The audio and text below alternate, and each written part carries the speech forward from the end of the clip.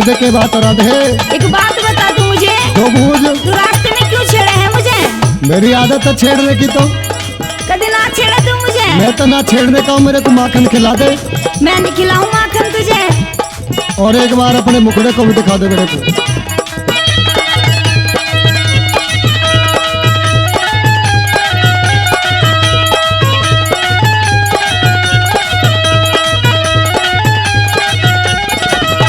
ओ मेरा हाथ छोड़ नंदलाल, तू घूंघट मत ना खोलिए। ओ राधा ना मानूं तेरी बात, तू एक बार घूंघट खोलिए। ओ मेरा हाथ छोड़ नंदलाल, तू घूंघट मत ना खोलिए। ओ राधा ना मानूं तेरी बात, तू एक बार घूंघट खोलिए।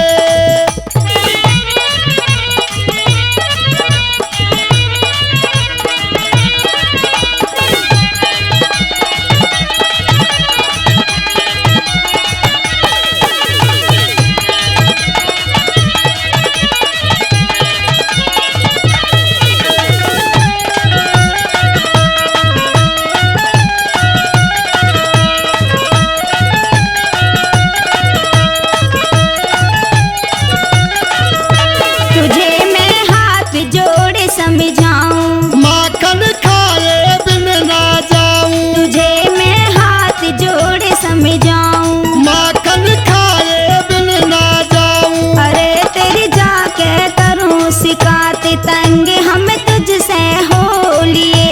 ओ राधा ना मानूं तेरी बात, तू एक बार घूंघट खोलिए। ओ मेरा हाथ छोड़ नंदलाल, तू घूंघट मत ना खोलिए। ओ राधा ना मानूं तेरी बात, तू एक बार घूंघट खोलिए। और कन्हैया, राधे, ये तेरी राधा प्यारी तुझे समझा रही है। आज तू समझाया कुछ भी कर, आज तो मेरे को तुझे अपना मुखड़ा दिखाना ही पड़ेगा। अरे चलिए, तेरा काम है झूठ बोलना। अपनी कह दे।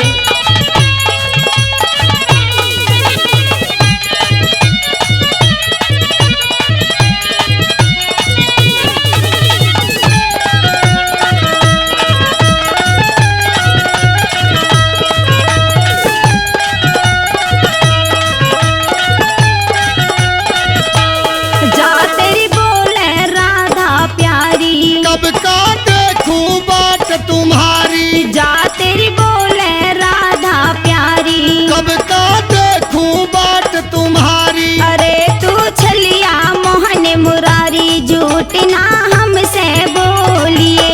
ओ राधा ना मानूं तेरी बात, तू एक बार घूंघट खोलिए।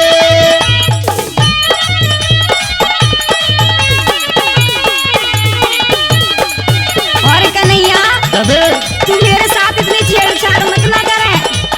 देख राधे, मेरी तो आदत है छेड़छाड़ करने की। अच्छा, हाँ मेरी बात सुन ले कन्हैया। राधे,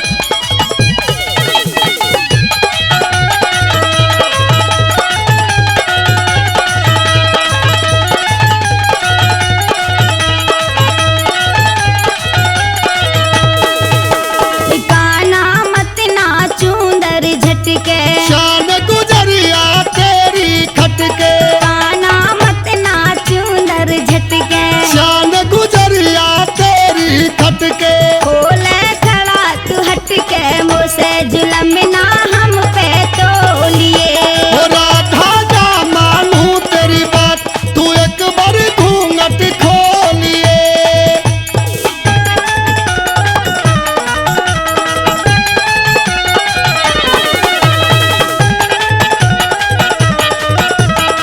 अगर तू कन्हैया ने मेरी बात नहीं मानेगा, मेरी बात सुने राधे, सुना दे। जब से तेरी शान देखी है मैंने, जब से मैं तेरे पे कुर्बान हो गया।